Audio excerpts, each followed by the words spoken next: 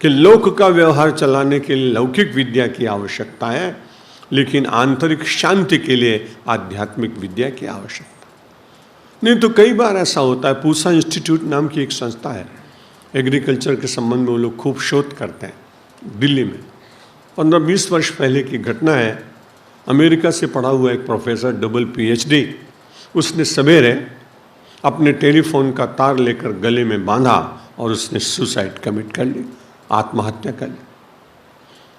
50,000 रुपये वेतन उस समय मिलता था, अब होता तो 2 लाख मिलता होता, छठे वेतन आयोग के अनुसार। लेकिन उसने अपने गले में फांसी लगाई और देहांत हो गया। ये समाचार जब मैंने पढ़ा तो मुझे बड़ी पीड़ा हुई। मैंने पता लगाया, पूछा। दिल्ली में कुछ मेरे भक्त थे, एक व्यक्ति पूसा इंस्टीट्यूट में काम करता था। मैंने कहा, तुमने समाचार पढ़ा? ऐसी कौन सी कठिनाई उसको आ गई? इतना पढ़ा लिखा, इतना संपन्न आदमी, उसने अपने प्राण अपने हाथ क्यों समाप्त कर दिए? तुम पता लगाओ। मैं जानना चाहता हूँ, क्योंकि मैं ज्ञान के क्षेत्र में सदा अपने को विद्यार्थी ही मानता हूँ। मैंने कभी भी अपनी बुद्धि के कपाट बंद नहीं किए हैं, इसलिए जहाँ से अच्छा मिले, आनो भद्रः सर्वतोष, जहाँ भी अच्छा है, वेद कहते हैं वहाँ से उसको आप लेते रहिए। अब जीवन भर अपने को विद्यार्थी मानेंगे तो बहुत कुछ पा सकते हैं। और यदि अपने को पूरी तरह से ज्ञानी स्वयं मानने लगेंगे तो अहंकार बढ़ जाएगा। उस व्यक्ति ने पता लगाया, बड़ी छोटी सी बात थी। उसके एक जूनियर को प्रमोशन मिल गया, उसको प्रमोशन नहीं मिल पाया। बस इस बात को वो सहन नहीं कर सका और उसने अपने प्राणों को समाप्त कर दिया।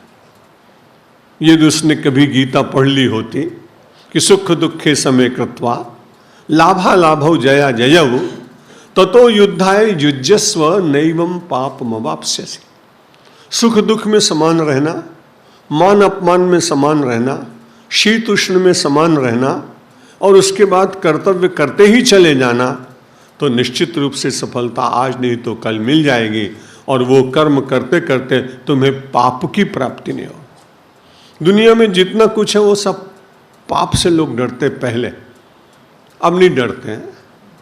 सब कुछ परिवर्तन हो रहा है ना। पहले पाप से बहुत डरते, चलते चलते बूढ़े व्यक्तियों को मैंने देखा, अगर कीड़ी आ गई तो हट के चलते हैं। अनाज डाल रहे हैं, शुगर डाल रहे हैं पार्क में, लेकिन बचा बचा के चलते हैं, कीड़ी मर नहीं जानी चाहिए।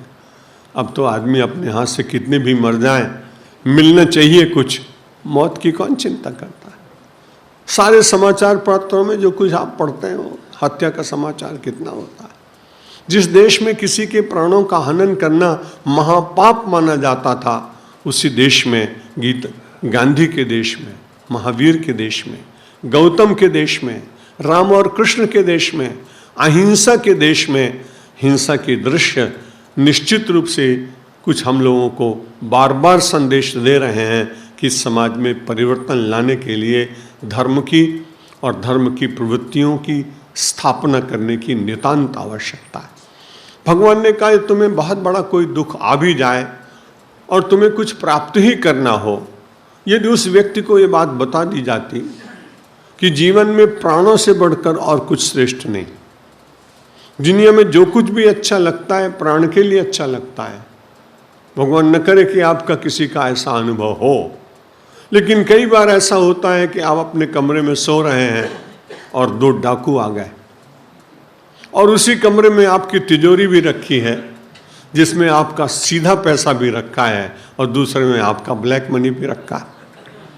दोनों अलमारियों में चीजें भरी हुई हैं, आप सो रहे हैं।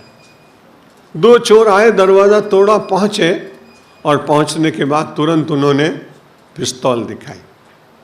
बोला, बताइए प्राण चाहिए कि पैसे? उसने चाबी का गुच्छा उठा के फेंका, तिजोरियां खोलो, सब कुछ ले जाओ, लेकिन वे प्राणों को बख्शो। अब आप देखिए कि प्राण बड़ा है कि संपत्ति बड़ी। प्राण को प्रियता मिलती है उस संपत्ति से, इसलिए अच्छा लग रहा है, लेकिन यदि प्राणों के ऊपर विपत्ति आ जाए तो मानव अपनी संपत्ति को छोड़ने में विलंब नहीं करता। इसलिए हमारे शास्त्र कहते हैं कि वास्तव में सबसे श्रेष्ठ क्या है, तो कहते हैं सबसे श्रेष्ठ तो ज्ञान है।